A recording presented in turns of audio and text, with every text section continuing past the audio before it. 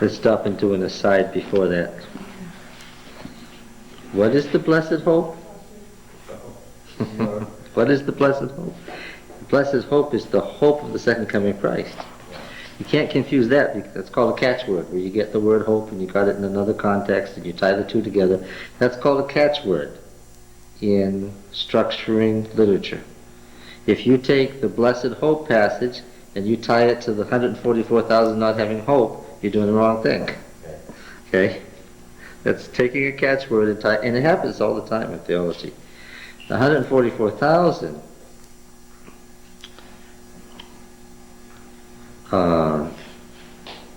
let me say it this way. The paralleling of the experience of Christ on the cross to the 144,000 is basic Adventism. That's just, all you're doing is scaring me. When teenage kids didn't know it, I said that's because they're teenage kids in college. But when a middle-aged Adventist doesn't know it, that scares me. The experience of Christ on the cross and the experience of the last generation is the same. The last generation doesn't equal Christ because they're not Christ. He's divine, he's God. Nobody can equal Christ. But they have the same experience within their own limitations as human beings. And that experience is they will face the second death without any hope for themselves, but they'll do it anyway.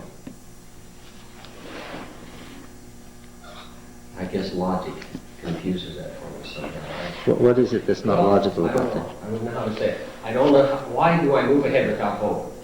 Why would I continue without hope? Oh, that's a perfectly good question. I don't think that's illogical.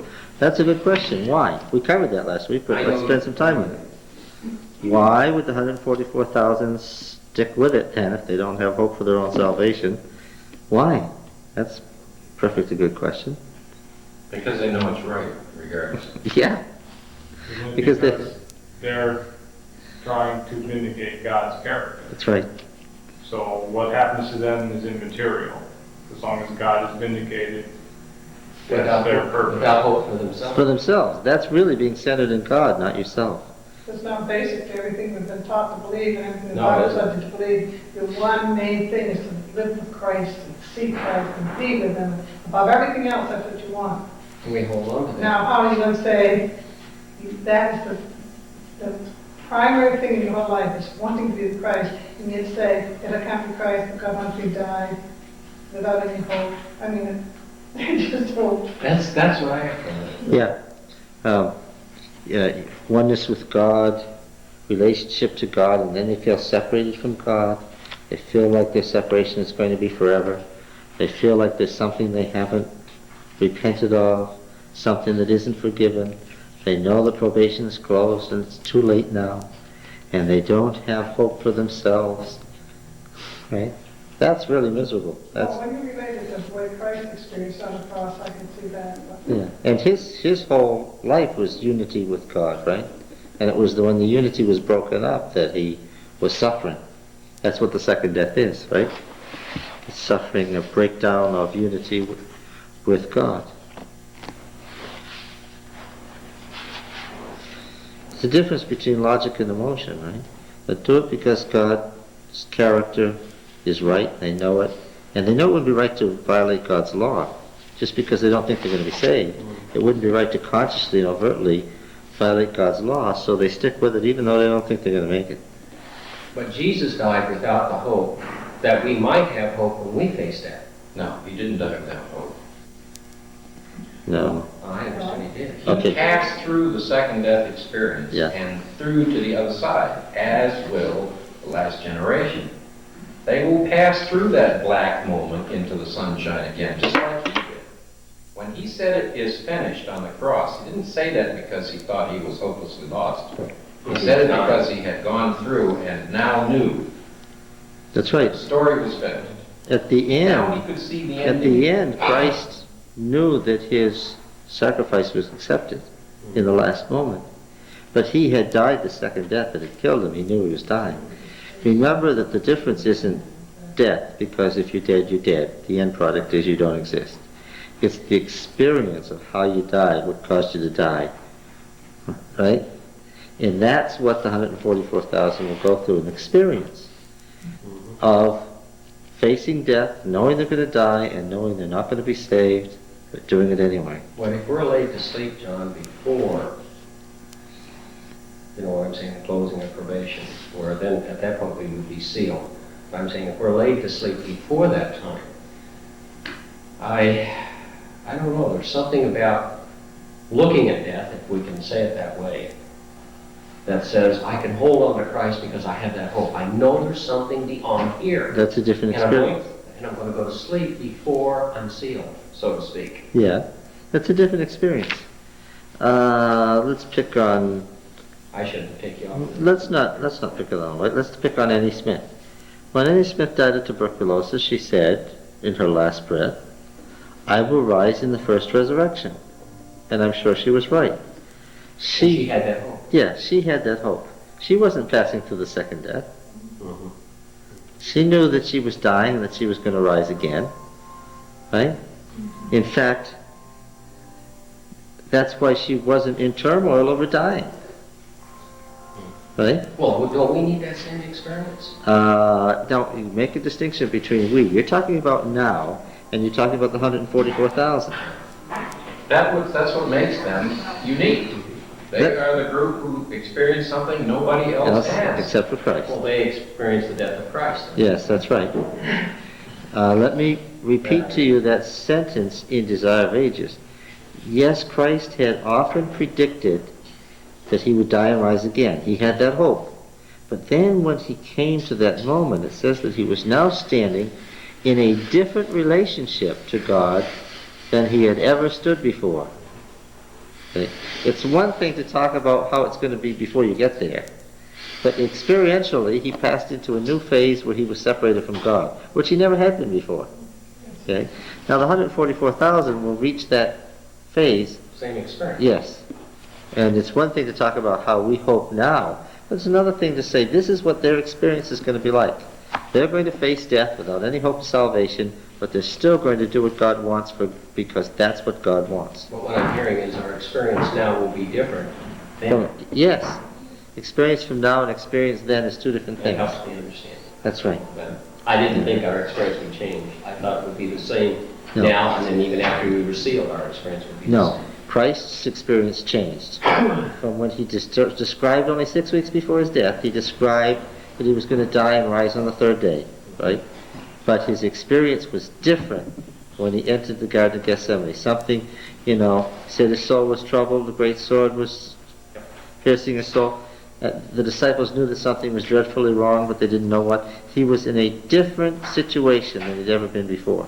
The 144,000 will be in that different situation. Okay? That I understand. All right. Now, 2 weeks before the meeting, together, the meeting time. you just don't know the first time you explain something what key thing you didn't say to make it make See, sense. I didn't understand how my experience would change, except that I would grow closer to the Lord.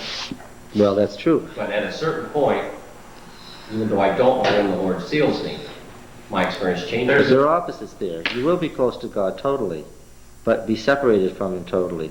Was Christ separated from God, or was God with Him on the cross while He was passing through the second death? God was right there, but what?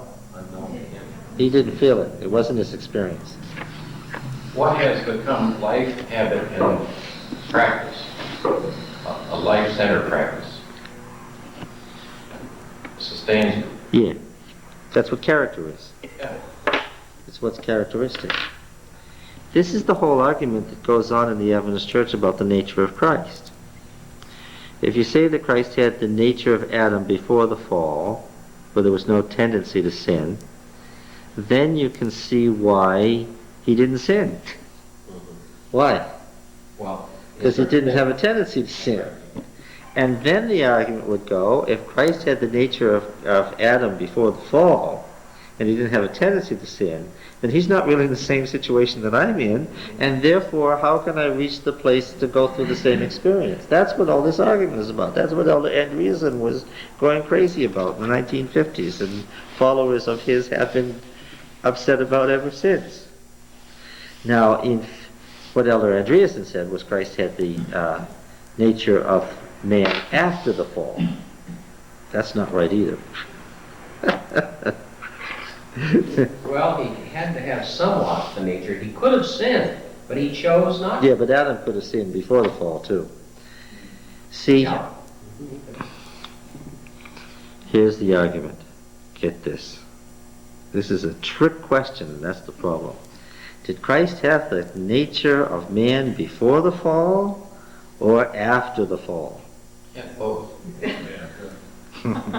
Yeah. He had the physical nature of man after the fall, and the spiritual and mental nature of man before the fall. Okay?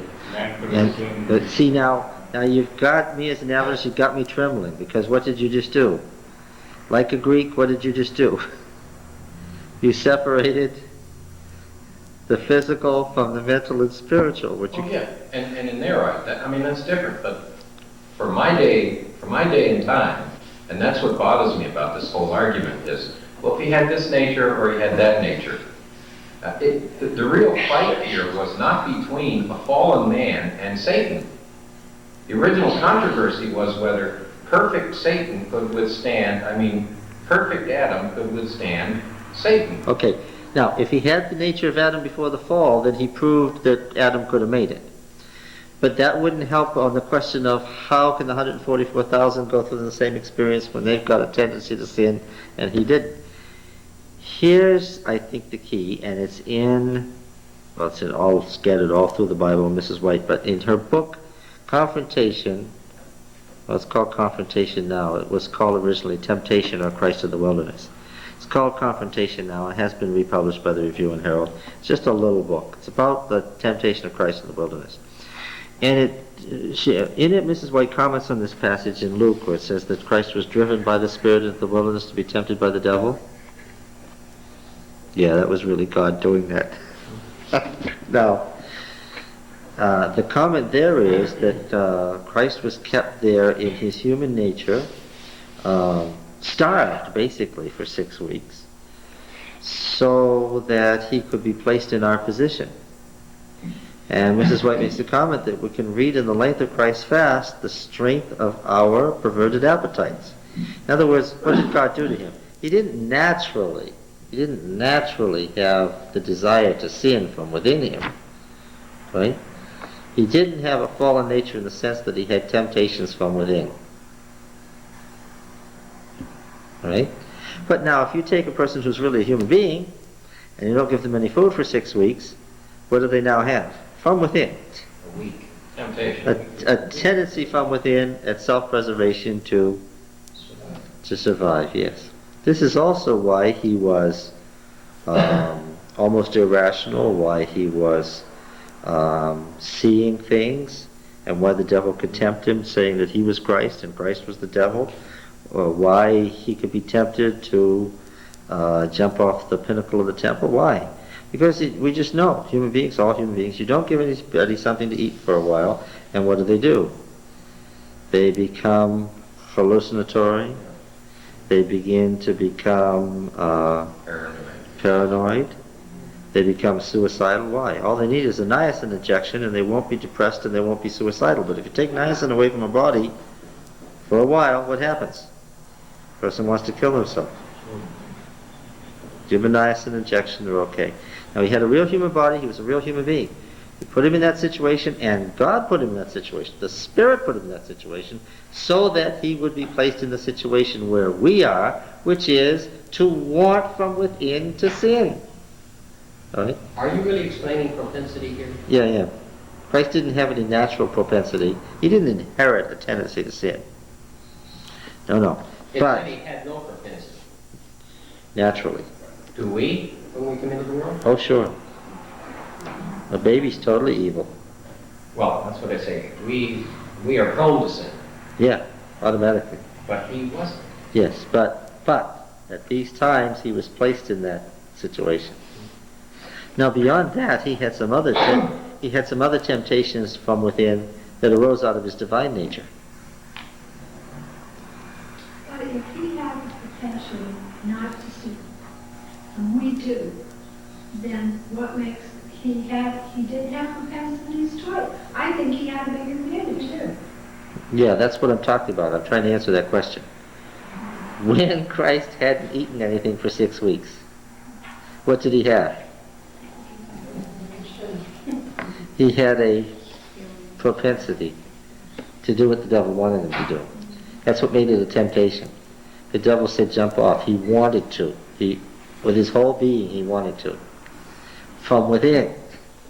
That's why he was placed in that situation.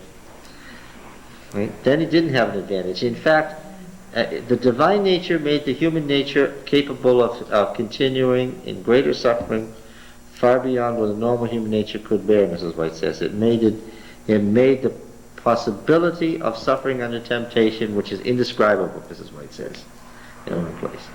Now then there's the other thing. There's the tendency to sin, or the tendency to be selfish arising from the divine nature. Mrs. White makes the statement that Christ was repelled by sin and its effects. He found it repellent.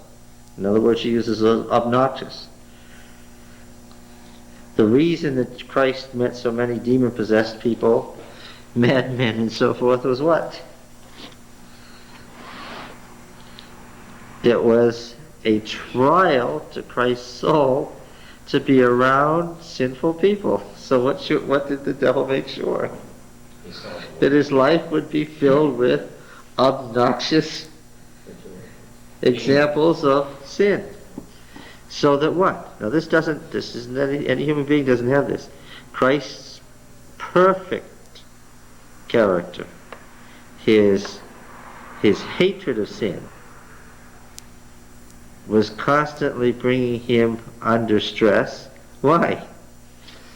Because the devil was presenting him with these examples, and what was his danger?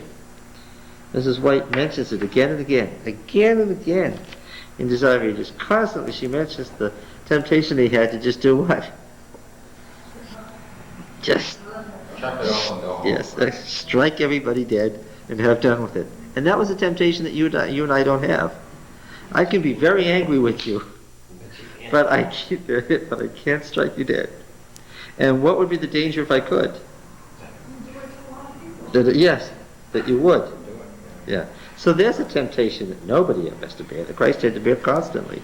His finding sin obnoxious and repellent and having to be in the middle of it all the time.